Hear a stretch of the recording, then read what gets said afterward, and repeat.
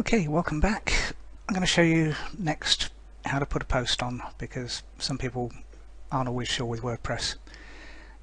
The dashboard will actually nowadays give you write your first blog post, or what I tend to do is go across to posts. I usually click on that and then click on add new. You can go direct to add new,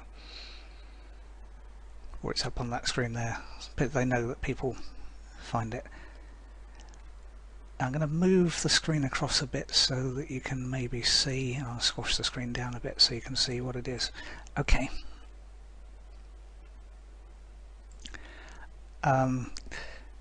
You'd put your post title in, so post title goes here,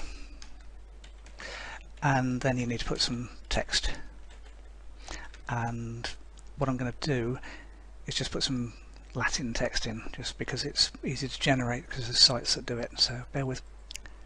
Okay, the Latin's meaningless, it's just what typewriter, well, printers and things have used as placeholder text effectively. So we've got and it's called lorem ipsum. If you want to generate it just for clients or whatever, you can just find loads of sites that will generate that. Ignore that, it's just there to put some quick content in rather than you watching me type stuff out. That's the title I'm going to use, and that's the main post. Now coming back further down, as you can see that it's got it as a demo site at the moment, so SEO title is the first bit that I put in, and you can see it change there. The focus on that page is going to be that. Wouldn't normally be, but that's it. And then the meta description is just going to be, normally you would craft this, because I'll show you what it does in a second, but let's put some gibberish in. I'm sure Romans would disagree with me, and that tells me that I've got less characters left. Now, right, what that'll do, meta description is limited. Actually, let's go back to the title. The title's limited to 70 characters. I'd go with 65 rather than 70. What happens is that Google will cut it off after that. Well, in fact before that usually. So 65 to 70 characters is your title, 156 characters is the meta description. Now normally what that would be I'm cutting the wrong bit there, a call to action, but you can see it will appear there, and because it knows that's your focus keyword, it will do what Google does, which is bold the bits that happen.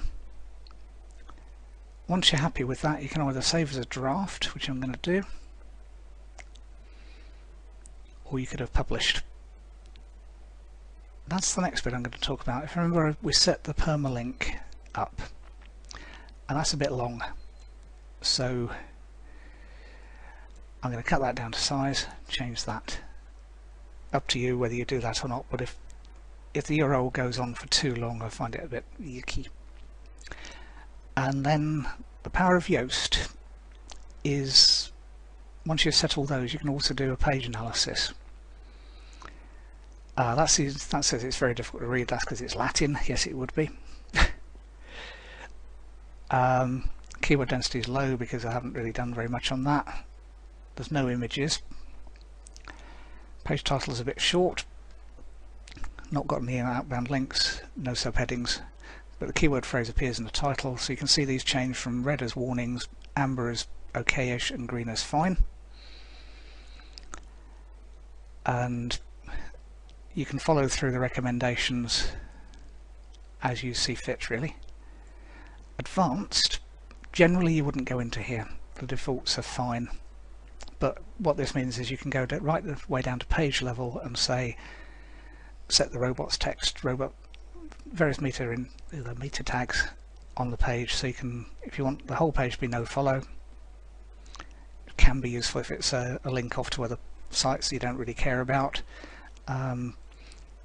Leave it, normally it's indexed, but if you again didn't want it indexed by the search engines, and that's only a recommendation, so don't rely on that, you can change that, and you can do those, and if what I was doing to highlight more than one, you can hold the control key down to do more than one.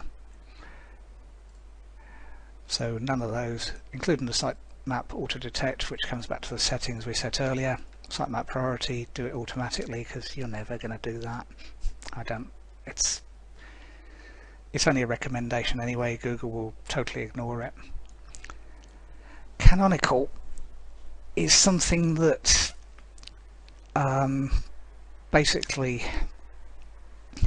it can be important, but it probably isn't. If you're not doing almost identical pages, then you won't use that.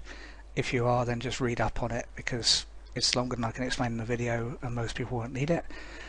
301 redirect, what that means is if you had an old page that was still linked to by people but is now out of date and it's now been replaced by a new page, I don't know if it's last year's packages that you're offering and now you want to redirect to this page, this year's packages, and you've changed the page name, then you'd use that 301 redirect box. Related posts, yet another related post plugin will do, and then the publish button will actually make that live on the site.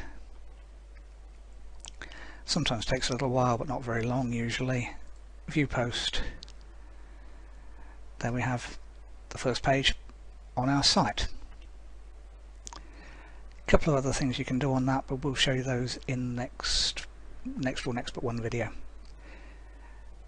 So that's as easy as it is, and if you make any changes to that page, you'll see that the publish button changes to update.